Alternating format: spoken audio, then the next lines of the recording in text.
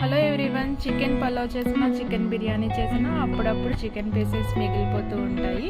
అప్పుడు ఇలా వాటిని చిన్న చిన్న పీసెస్ కింద చేసి ఎగ్ వేసి న్యూడిల్స్ ట్రై చేయండి. చుట్టేస్తాంది తుంటరి చూపు, ఊరికే ఉండదు కాసేపు, అస్తమానం నీలోకమే నామై మరపు, చేతనైతే నువ్వే నన్నా